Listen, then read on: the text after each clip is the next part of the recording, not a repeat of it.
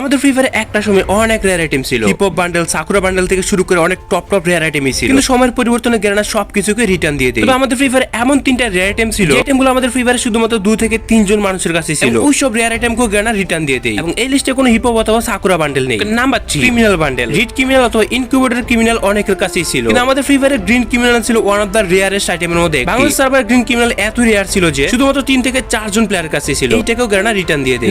Number 2 তে যে আইটেমটা সেটা হচ্ছে একটা গান স্কিন। বাংলাদেশ সার্ভারে এই আইটেমটা এতটাই রেয়ার ছিল যে M4 এর এই স্কিনটা বাংলাদেশ সার্ভারে ছিলই না কারো কাছে। থেকে 5-6 বছর আগে কোন একটা রেয়ার ইভেন্টে দিয়েছিল। আমরা জানাম তো 2-1 মানুষের কাছে ছিল বাংলাদেশ সার্ভারে। এই স্কিনগুলো গেরানা রিটার্ন করে দেয়। নাম্বার 1, এমন একটা রেয়ার আইটেম বাংলাদেশ এবং ইন্ডিয়া সার্ভার মিলে ছিল 3-4 জনের কাছে। তবে সেটা জানার আগে আমাদের 1 মিলিয়নে তো কয়েকটা সাবস্ক্রাইবারই লাগে। যদি নতুন হয়ে থাকলে প্লিজ করে দিতে পারো। এবং সেই রেয়ার আইটেমটা হচ্ছে আমাদের ফ্রি ফায়ারে থাকা অ্যাঞ্জেলিক প্যান্ট।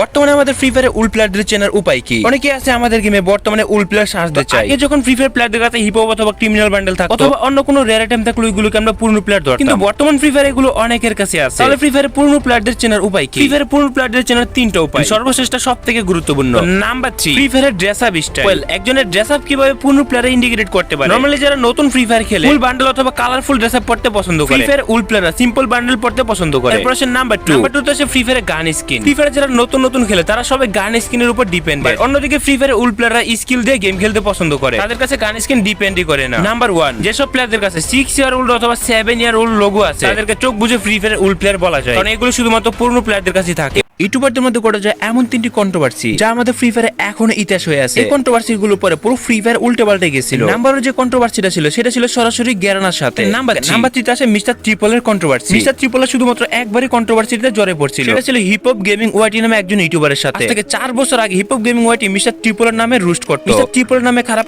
কথা বলে ভিউজ কামাতো। এই দুইজনের মধ্যে একটা বড় কন্ট্রোভার্সি হয়েছিল ওই সময়ে। নাম্বার 2 তে যে কন্ট্রোভার্সিটা আসে স্কাবু versus TB Rimon. Free Fire community আর দুইজন একজন আরেকজনের শত্রু ছিল। দুইজনের মধ্যে যে সর্বপ্রথম কন্ট্রোভার্সিটা শুরু হয়েছিল ফ্রি ফায়ারের ডাইনামিক ডুট টুর্নামেন্ট নিয়ে। টিবি রিমনকে নাকি ডাইনামিক ডুট টুর্নামেন্টে দেখায়নি, এটা নিয়ে বাংলাদেশের অ্যাডমিনও সমাধান করতে পারে। কন্ট্রোভার্সির পরে টিবি গেমিং পার্টনার প্রোগ্রাম থেকে বের হয়ে যায়। নাম্বার 1 যে কন্ট্রোভার্সিটা হয়েছিল সরাসরি গেরানার সাথে। এই কন্ট্রোভার্সিটা হওয়ার কারণ ছিল বাংলাদেশ সার্ভার। বাংলাদেশের জন্য আলাদা সার্ভার দেওয়ার জন্য গেরানার উপর সকল ইউটিউবার এবং পাবলিক মিলে চাপ প্রয়োগ করতেছিল। এরপর ফ্রি ফায়ার বাংলাদেশ সার্ভার দিতে বাধ্য হয়। এটাকে ফ্রি ফায়ার একটা বড় কন্ট্রোভার্সি ধরা হয়ে থাকে, যেটা ছিল সরাসরি গেরানার সাথে। ভিডিওতে লাইক না করলে পরবর্তী কন্ট্রোভার্সিটা তোমার সাথে হবে।